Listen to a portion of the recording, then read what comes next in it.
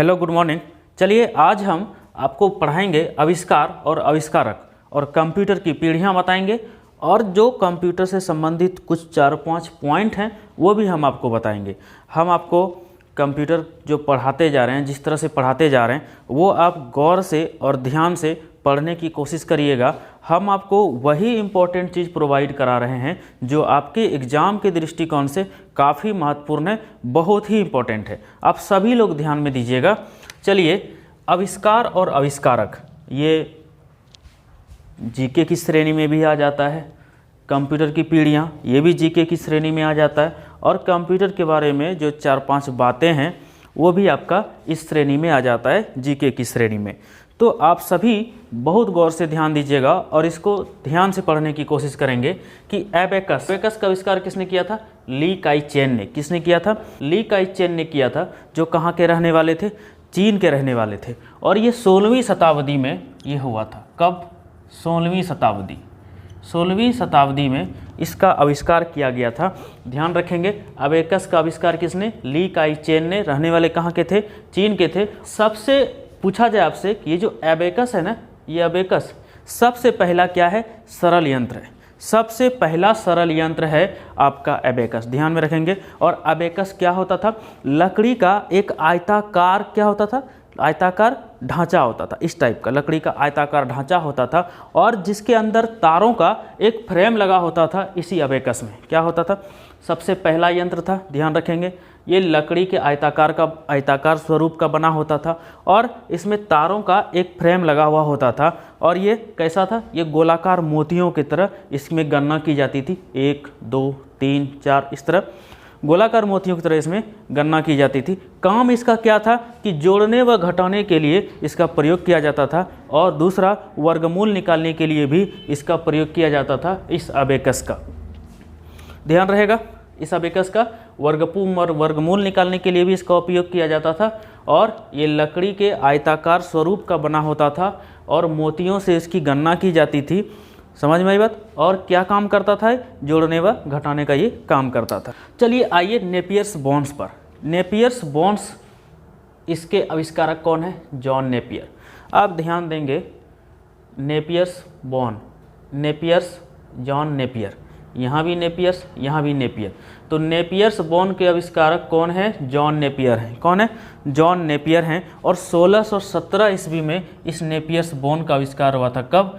यहाँ पे मैं लिख देता हूँ, यहाँ पे कब? 1617 में। कब? 1617 ईस्वी में इस नेपियर बॉन्ड्स का आविष्कार जॉन नेपियर जी ने किया था। और ये जानवरों की हड्डियों से बना होता था। किससे बना होता था? जानवरों की हड्डियों से बना होता था। बहुत सारी बातें नहीं जाननी है, बस किससे बना होता था? जानवरों की हड्डियों से बना होता था। 1617 ईस्वी में ये बना था और इसमें बहुत ज़्यादा मतलब बहुत शीघ्रता से हम क्या कर सकते थे? गुना कर सकते थे, मल्टीप्लिकेशन कर सकते थे।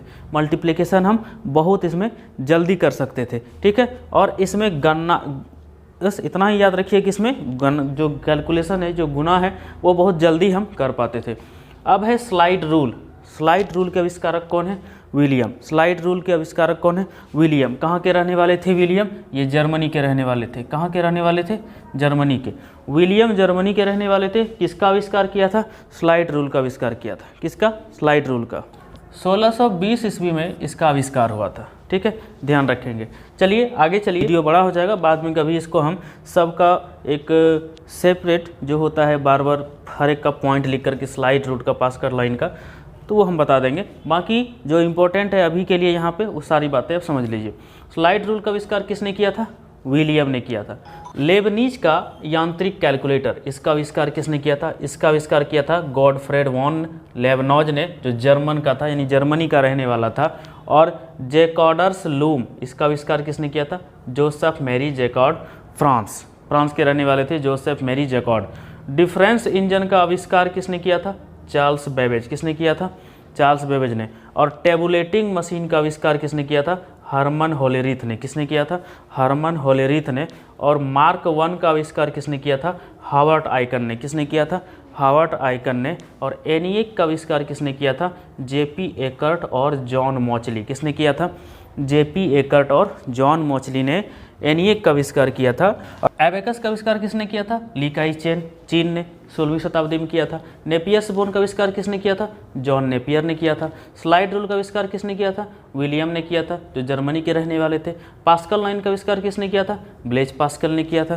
किसने किया था? ब्लेज पास्कल ने किया था। लेबनीज का यांत्रिक कैलकुलेटर किसने किया था? गॉटफ्रेड वॉन लेबनॉज, जर्मन का रहने वाला था। जैकॉडस लूम का आविष्कार किसने किया था? जोसेफ मेरी जैकॉड, जो फ्रांस का रहने वाला था। और डिफरेंस इंजन का आविष्कार किसने किया था? चार्ल्स बेबेज ने किया था। एनिएक का आविष्कार किसने किया था? जेपी एकर्ट और जॉन मॉचली ने किया था। और एसडेक का आविष्कार किसने किया था? मॉरिस विल्कस ने किया था।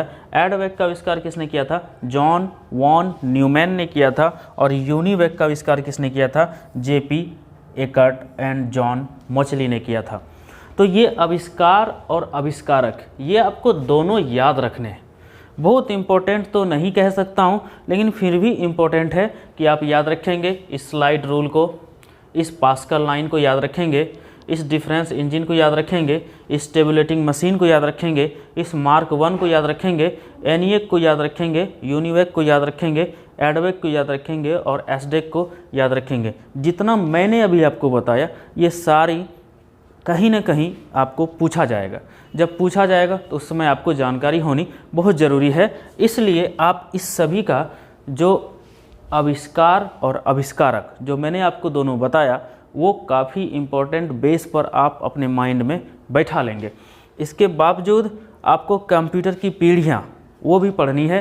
कंप्यूटर की पीढ़ियाँ कितने प्रकार की है वो भी आप याद रखेंगे। सिर्फ इतना याद रखेंगे कि कितनी पीढ़ी चली आई, कौन सी पीढ़ी कब आई, किसका कितना गति था, स्पीड कितना था, ये आपको याद रखना पड़ेगा। अब आइए कंप्यूटर की पीढ़ियाँ, कौन कौन सी पीढ़ियाँ हैं कंप्यूटर की, थोड़ी जानकारी आपको ज़रूरी है। तो पहला जो पीढ़ी था, प्रथम पीढ़ी, फर्स्ट पीढ़ी जो था उसका साल क्या था? 1940 से 1956। 1940 से 1956 तक पहली पीढ़ी चली कंप्यूटर की और इसमें वैक्यूम ट्यूब का इस्तेमाल हुआ और इसकी जो स्पीड थी वो थी 333 माइक्रोसेकेंड, यानी 333 माइक्रोसेकेंड इसकी स्पीड थी। जब दूसरी पीढ़ी का विकास हुआ तो 1956 से लेकर के 1963 तक दूसरी पीढ़ी रही और इस पीढ़ी में जो स्विचिंग डिवाइस होती थी वो ट्रांजिस्टर लगा होता था। क्या लगा होता था? ट्रांजिस्टर लगा हुआ था। इसमें ट्रांजिस्टर बेस पर ये कंप्यूटर चलते थे, ऑन होते थे और इसकी जो गति थी वो 10 माइक्रोसेकंड की इसकी गति थी दूसरे वाले की।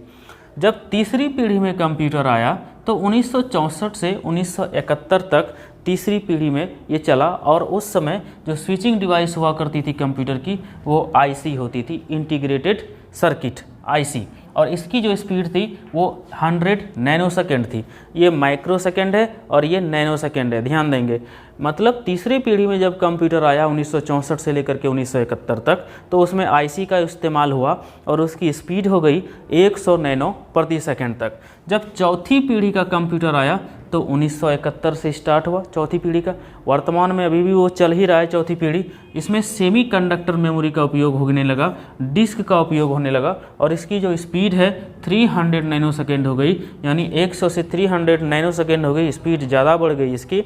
और जब पाँचवीं पीढ़ी में कंप्यूटर आया तो वर्तमान में अभी पाँचवीं पीढ़ी ही चल रही है और इसमें जो चिप यूज होने लगे वो हाई क्वालिटी के इंटीग्रेटेड सर्किट चिप यूज होने लगे, जिसकी स्पीड काफ़ी ज़्यादा होने लगी, हाई स्पीड। जब आगे का और जेनरेशन चलते जाएगा तो उस हिसाब से इसकी स्पीड भी बढ़ती जाएगी और इसकी कार्य क्षमता भी बढ़ जाएगी, उसकी स्विचिंग डिवाइसेस में बदलाव आएंगे, सारी चीज़ें बदल जाएंगी और उसमें स्पीड भरी पूरी रहेगी।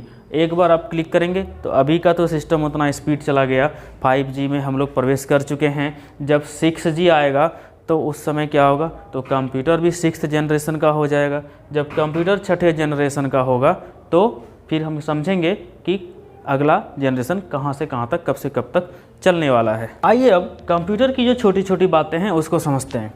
कंप्यूटर का पिता किसे कहा जाता है? चार्ल्स बेबेज को। सवाल पूछेगा कंप्यूटर का पिता किसे कहा जाता है, तो वो चार्ल्स बेबेज को कहा जाता है। विश्व कंप्यूटर साक्षरता दिवस 2 दिसंबर को मनाया जाता है। ये मैंने आपको कल भी बताया था पिछले क्लास में कि कंप्यूटर साक्षरता दिवस, जो विश्व कंप्यूटर साक्षरता दिवस है, वो 2 दिसंबर को मनाया जाता है। और आधुनिक कंप्यूटर का जनक अगर कहा जाए आपसे, किसे कहा जाता है, तो वो है आपका एलन ट्यूरिंग। कौन है? Alan Turing. आधुनिक कंप्यूटर का जनक हम किसको कहते हैं? एलन ट्यूरिंग को कहते हैं। और पहला computer architect architecture, computer architecture पूछा जाए तो किसने? John von Neumann. किसने? जॉन वॉन न्यूमैन ने 1948 में प्रस्तुत किया था। किसने? जॉन वॉन न्यूमैन ने पहला कंप्यूटर आर्किटेक्चर 1948 में प्रस्तुत किया था। और भारत में अगर पूछा जाए कि भारत में निर्मित पहला पर्सनल कंप्यूटर कौन है, तो वो है आपका सिद्धार्थ। कौन है?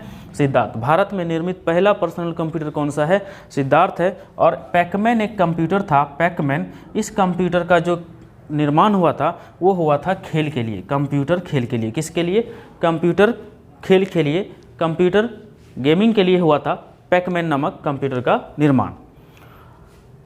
एसडेक एक प्रारंभिक ब्रिटिश कंप्यूटर था। कैसा था? एसडेक एक प्रारंभिक ब्रिटिश कंप्यूटर था जो डिजिटल संग्रहित प्रोग्राम पर आधारित था। किस पर था?